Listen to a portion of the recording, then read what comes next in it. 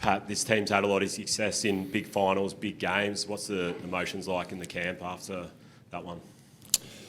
Obviously, disappointment. You work so hard to get to the final, and it's just, you kind of just miss that opportunity. So, disappointment. But I think overall everyone was pretty pumped to be here to the final, make it. But it's always when you just miss that, a huge opportunity by a little bit, leaves you a little bit empty. Where do you think the game slipped away from you?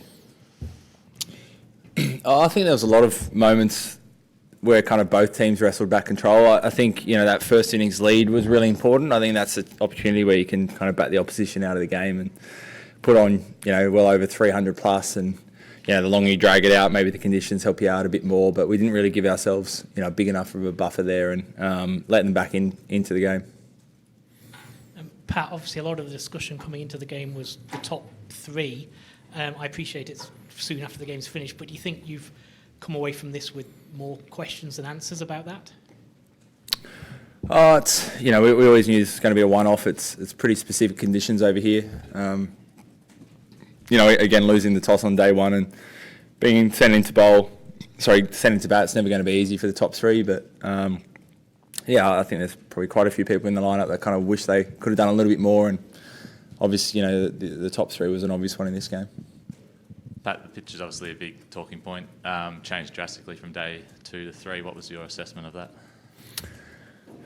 Yeah, pretty much that. I think when there's cloud covers, it is real that the ball does a bit more. It zips around a bit more. And I think England's one of those places where when it's tricky to bat, it's one of the trickiest places in the world. But when it's flat, it's one of the flattest places in the world. So, I thought they batted fantastically. They didn't really give us a chance. They had a really tight defence, and whenever we got a little bit wide, they scored. But didn't feel like there was a heap in it for us, kind of in the second innings compared to the first innings.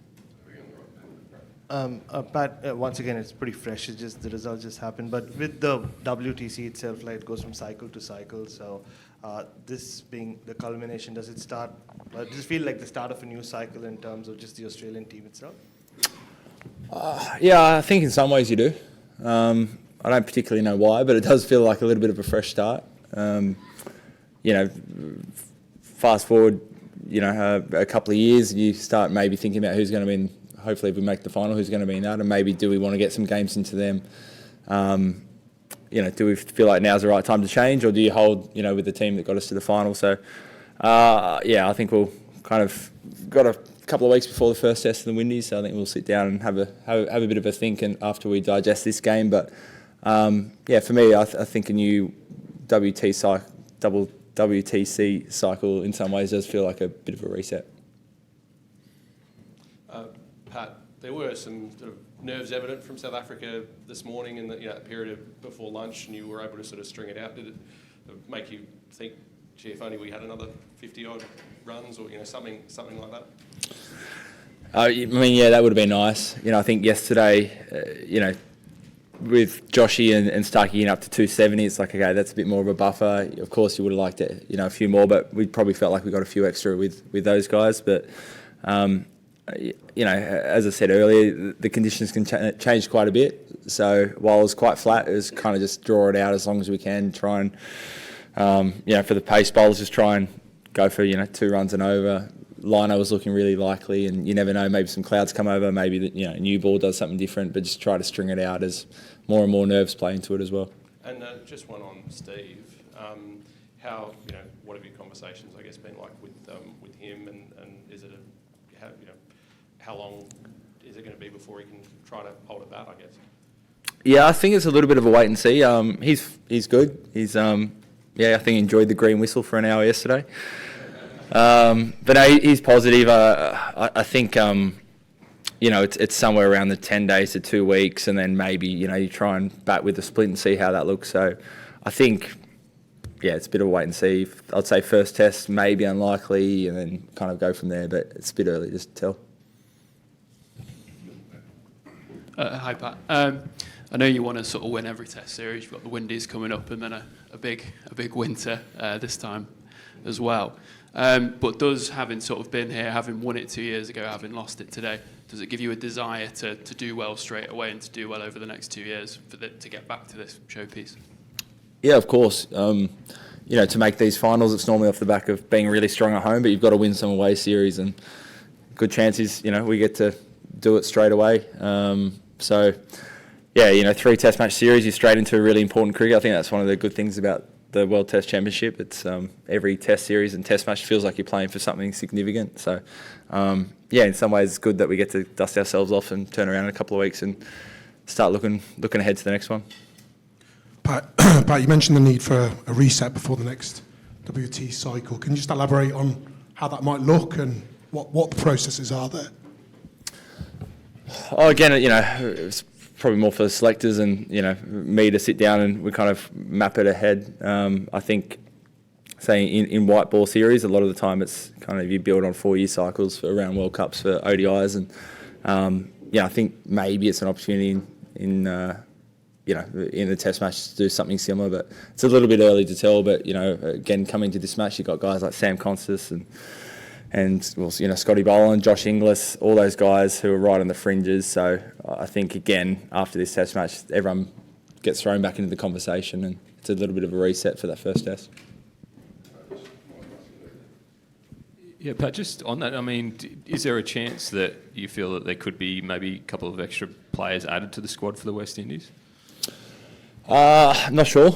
I think you've been a run in a little bit. So, no decisions, at all have been made. I think it's, again, give it 48 hours, everyone kind of digests and, they'll work out if that's true, if we do or we keep the same squad. So no one's made up their mind yet.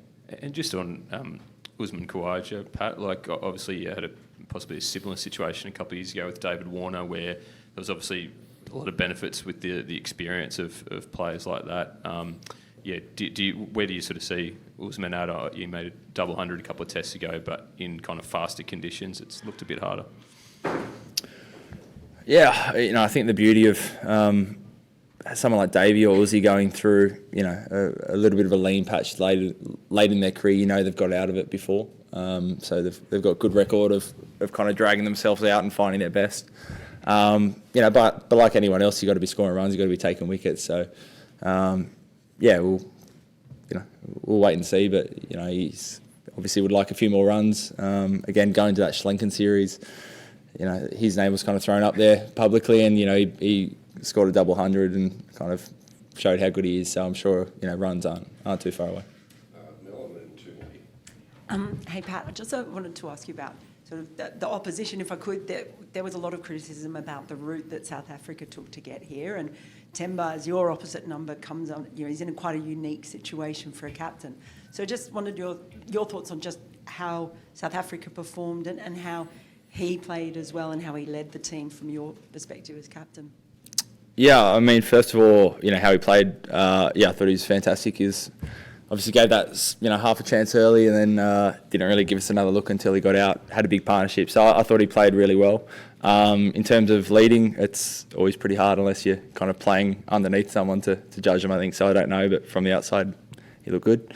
In terms of the way they made it fair and square. So everyone has a slightly different route to make the final, but they absolutely deserved to make the final and showed why. I think they're very deserving champions.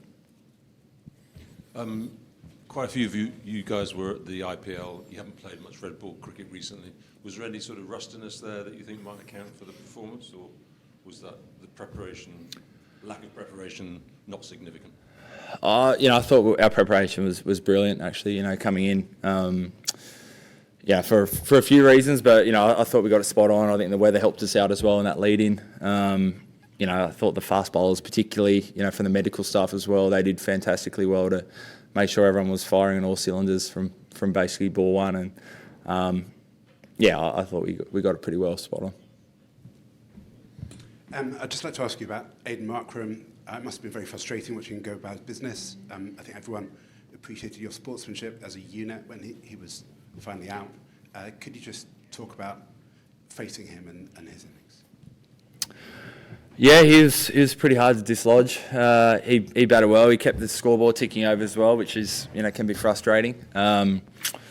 Yeah, no, he's, a few of us have played alongside him as well in IPL, and very well respected. He's a good man, Aiden. So unfortunately for us, he kind of made it look pretty easy out there and just built a big innings, and we threw a fair bit at him, but had an answer for everything.